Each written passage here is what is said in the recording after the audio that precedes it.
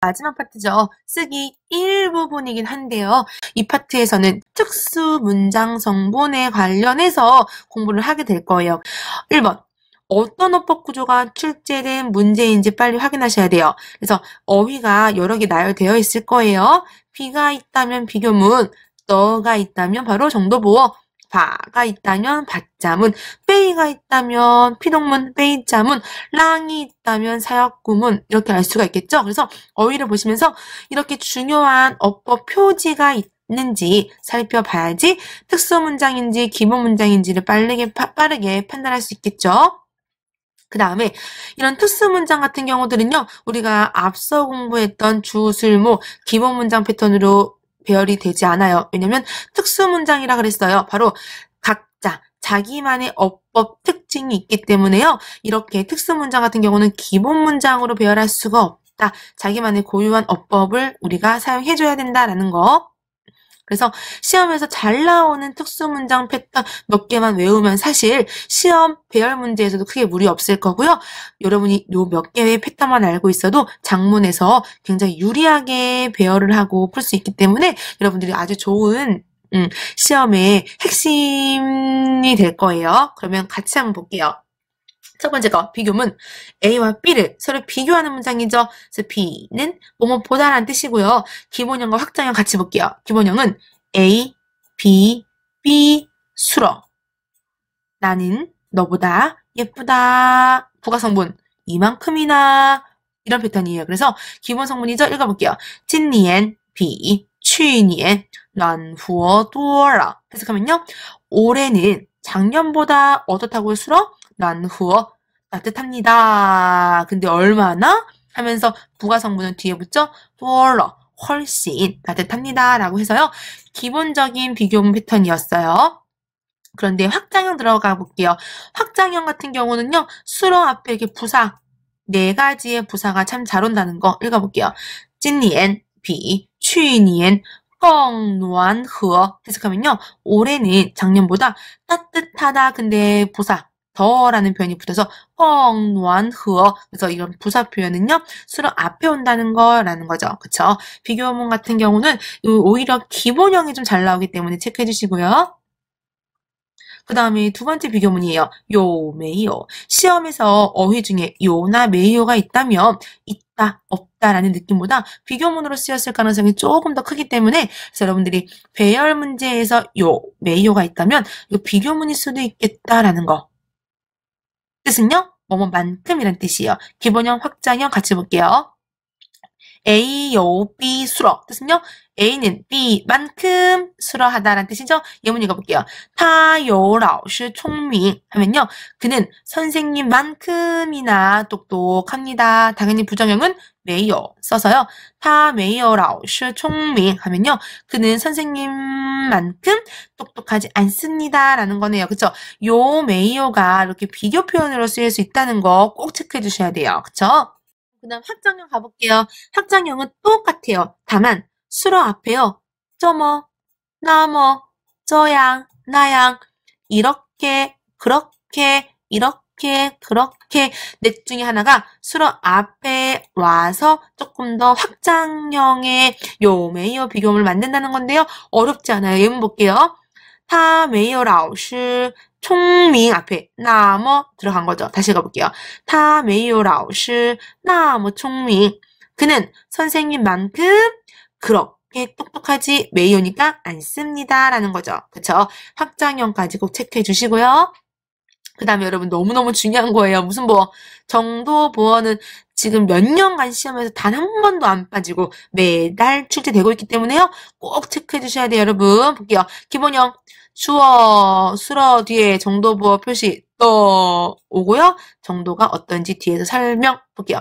他说的很流利 그녀는 말하는 정도가 어느 정도요? 굉장히 유창해. 그 다음 거 샤오리 弹的不太好 샤오리는 弹的 뭐 하는 정도가 치는 정도가 不太好 그다지 좋지 않다라고 나오네요. 그쵸? 근데 기본형은요, 뭐가 없어요? 목적어가 없거든요. 이런 정도보어에서 확장형으로 목적어가 출제가 될 때가 있어요. 목적어는 어디죠? 딱 봐도 주어와 수어 사이예요. 정도보어의 목적어는 주어와 수어 사이라는 거 볼게요. 타 그녀는 목적어 추가해 볼게요. 무엇을? 한위 중국어를 슈어더 말하는 정도가 어느 정도요? 흔리울리 굉장히 유창합니다. 됐죠, 여러분? 그래서 정도보어 같은 경우는 목적어 명사형이 수로 앞에 위치한다는 거 맨 마지막이 아니라 아시겠죠? 그래서 여러분이 반드시 이 확장형과 기본형을 꼭 체크하셔야지 시험장 가셔서 혼돈하지 않아요. 그다음 받자문 볼게요. 받자문은 우리 계속 공부했는데요. 목적어를 강조하고자 목적어를 수로 앞으로 이렇게 전치시키는 거예요. 그쵸? 원래 목적어는 기본적으로 주, 술, 목. 그래서 문장 끝에 오죠. 근데 이제 받자문 같은 경우는요. 저 끝에 있는 목적어를 수로 앞으로 전치시키는 거다라고 보시면 되거든요. 기본형 볼게요. 타, 그녀는 바를 사용해서 목적을 앞으로 뺐어요. 무엇을? 바, 이프, 옷을 그 다음 수로 나오면 되겠네요. 실라, 빨았다. 됐죠? 기본형이에요. 근데 확장형 시험에서는 여러분 90% 확장형이 나와요. 받자문은. 그래서 오히려 받자문은요. 이 확장형을 꼭 체크를 해주셔야 돼요. 아시겠죠? 그러면 확장형 한번 같이 우리가 훑어볼게요. 보시면 맨 처음에 일단 뭐가 나오죠? 당연히 주어가 나와야겠죠. 그쵸? 주어 보시면 주어 여기 있죠. 주어 먼저 그 다음에 목적어 있고 수어까지는 너무나 기본 받자문이기 때문에 딱 이해가 돼요. 그 다음에 수어 뒤에 이런 패턴이 잘 온대요. 무슨 패턴? 수어 뒤에 짜이가 붙어서 뒤에 장소를 받는 패턴. 그 다음에 수어 뒤에 따오가 와서 역시 장소를 또 받는 패턴 혹은 수어 뒤에 게이가 와서 사람이 오는 패턴 수어 뒤에 정이라는 어휘가 와서 뒤에 무엇이라는 어휘가 붙는 패턴 그래서 예문 볼게요. 타 그녀는 바이프 옷을 수어 과 걸었다. 근데 짜이가 와서 어디에다가 짜이나리 저기에다가 걸었다 해가지고요. 받자문이면 수어 뒤에 이렇게 짜이 따오, 게이, 정이란 표현이 온다는 거. 이번엔 게이가 온 패턴도 한번 볼까요? 나는 바원지엔 문건을 giao 건넸다. 게이 누구누구에게요? 샤오가오에게 건넸다. 됐죠 여러분? 오케이. 그럼 또 하나 팁이요. 이렇게 받자문에서 부사와 조동사 찌끄러기 성분이 나온다면 어디 앞이다라는 거? 목적어 앞입니다. 라고 우리가 앞서서 받자문 공부 시간에 했었어요. 그 다음 페이자문 또 같이 공부해 볼게요. 페이자문은요. 주어가 행위자에게 수로를 당하다 느낌의 피동구문이에요. 그쵸? 그래서 오히려 행위자 즉 좀 더 행위를 하는 행동을 하는 애가 페이자 이렇게 뒤에 붙는다는 거. 그쵸? 볼게요. 나 빙고 즉 저 과일 주스는 누구에 의해서? 베이타 그녀에 의해서 어떠함을 당했죠? 흐어꽝러 싹 다 마셔짐을 당한 거죠. 그죠? 그래서 구독 계속하면요. 저 과일 주스는 그녀에 의해 싹 다 비워졌다라고 하면 되겠네요. 그죠? 그래서 베이자 구문 같은 경우는요. 수러 마시다 수러를 먼저 보시고요. 이 수러를 한 사람 마신 사람이 베이자 뒤 행위자를 붙는다는 거. 마심을 당한 느낌이 이게 주어로 걸린다는 거 아시겠죠? 역시 베이자 가문 같은 경우도요. 찌끄러기 부사와 조동사는요. 일반적으로 베이 앞에 온다는 거 꼭 체크해주세요. 연동문 볼게요 여러분. 연동문은 말 그대로 동사가 연달아 오는 거예요. 그래서 한 문장에 동사가 2개 이상 등장해서 주어가 첫 번째 수러하고 두 번째 수러하고 수러 여러 개를 다 한다는 느낌을 주는 문장인데요. 어렵지 않으니까 한번 같이 볼게요. 기본형 볼게요. 수러 첫 번째 거, 수러 두 번째 거 읽어볼게요. 잔문 우리들 취电影院 영화관에 가서 그 다음 또 뭐해요? 칸 电影 영화를 본다. 가서 본다 하면서 수러가 역시 2개가 있죠. 우리라는 주어가 2가지 행위를 같이 하네요. 그 다음에 마지막 거. 我有时间学习汉语 나 시간이 있어. 어떤 시간? 学习汉语 중국어를 공부할 시간. 그래서 요 있다 뭐 공부할 시간이 있다 하면서 수로 두 개가 이렇게 나오는 연동문이라는 거 아시겠죠? 연동문 확장형 같은 경우는요. 중요한 이유가 뭐냐면 연동문은 수로가 두 개예요. 그랬을 때 러저고라고 하는 이런 시제들은 수로 뒤에 붙는데 연동문은 수로가 두 개죠. 어디에 이런 러저고 수로가 붙어야 되는지 되게 중요해지는데요. 고, 즉 완료와 과거 경험은 두 번째 수로 뒤에 붙고 그 다음에 저 진행은 첫 번째 수로 뒤에 붙는다는 거. 그래서 예문 첫 번째 읽어볼게요. 나의服务员 저 한 분의 종업원은 现在 지금 笑着说 웃으면서 말을 하고 있습니다. 했을 때 笑 웃다, 说 말하다 수로가 두 개죠. 그랬을 때는요. 첫 번째 수로에 저가 붙는다는 거. 아시겠죠? 다만 러랑 꾸어는 두 번째 수로 뒤에 붙는다는 거죠. 그쵸? 그다음 마지막 겸어문이거든요. 겸어문 보시면 겸하고 있다라는 느낌이라서 4급에서는 겸어문에서 사역구문이 굉장히 많이 출제된다. 거의 사역구문이 나온다라고 했었어요. 사역구문 같은 경우는요. 겸어문의 첫 번째 수로가 이렇게 사역동사로 이루어진 것, 시키다라는 느낌을 주는 어휘였죠. 4개 읽어볼게요.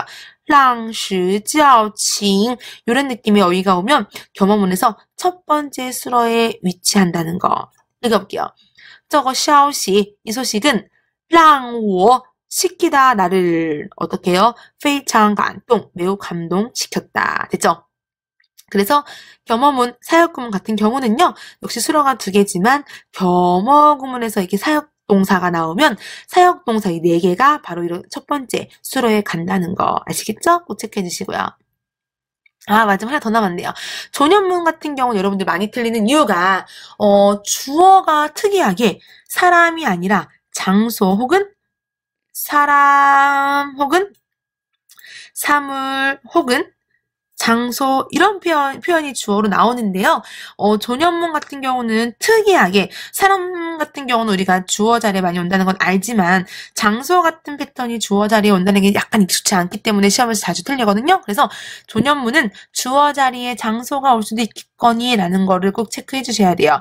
조년문 같은 경우는 어디에 무엇이 존재한다 라는 느낌을 주는 문장이거든요. 대표적으로 4개, 3개 읽어볼게요. 办公室里 사무실 안에는요. 요 있습니다. 2个人 두 사람이. 그래서 딱 보니까 장소가 주어가 됐네요. 그쵸? 그러면 짜이 한번 표현 볼게요. 짜이는 오히려 장소가 뒤로 가죠. 我在家里 나는 집에 있다 하면서 주어는 그대로 이렇게 사람이 오지만 오히려 짜이 뒤에 장소가 이렇게 온다는 거. 확장형 시험에서는 요 패턴이 좀 잘 나오거든요. 같이 볼게요.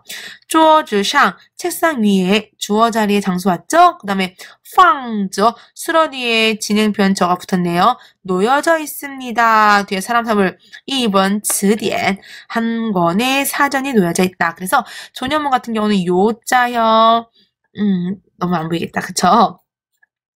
그래서 조년문 같은 경우는 이렇게 요자형, 짜이, 기본형, 확장형 등이 있거든요. 요 같은 조년문은 앞에 장소가 오고 짜이는 바로 오히려 뒤에 장소가 오고요. 그 다음에 확장형 같은 경우는요. 일반적으로 장소가 주어 자리에 온다. 그래서 여러분들이 어렵게 생각하지 말고요. 그냥 주어 자리에 장소가 올 수도 있다라는 거. 그럼 그거는 조년문이다라는 것만 체크해 주시면 돼요. 그래서 우리가 한번 같이 볼게요, 여러분. 1번 한번 볼게요. 리가 있기 때문에 얘는요, 장소를 만들어줄 수 있겠죠. 그래서 보니까 장소 될 만한 게 신펑, 편지 봉투죠? 묶어서 신펑리 하면요, 편지 봉투 안 하면 장소가 되죠. 아마 편지 봉투 안에 무엇이 있다, 요자가 있기 때문에 무엇이 있다라는 느낌인 것 같아요. 조년문이죠. 그럼 배열하면 되겠네요. 주어가 장소가 되겠죠? 신펑리, 편지 봉투 안에는 只有 오직 있습니다. 무엇이요? 뒤에 붙이면 되겠네요. 바로 3张纸 3장의 종이가 있습니다 하면서 조년문이 완벽히 우리가 표현할 수 있었고요. 그 다음에 여러분 2번 볼게요. 어휘 보니까 딱 봐도 뭐가 있어요? B자 있잖아요. 그쵸? A, B, B 수로 하면 되겠네요. 해볼게요. 그러면 商店的 하면서 끝날 순 없어요. 뒤에 무엇인가 붙어야겠죠? 구조조사 더로 끝나고 있기 때문에 명사형이 붙어야 돼요. 상점의 성이 장사죠. 商店的生意 상점의 장사가 비, 뭐보다 러가 있기 때문에 얘는 수러 느낌 들기 때문에요. 아마 뒤에 비교 대상은 얘가 될 거예요. 그쵸? 비, 过去, 过去, 과거, 즉 예전보다 수러, 好多了, 아주 괜찮습니다. 됐네요. 그쵸? 해볼게요. 商店的生意比过去好多了. 이렇게 해서 비교문 어렵지 않게 배열을 했었어요. 그쵸?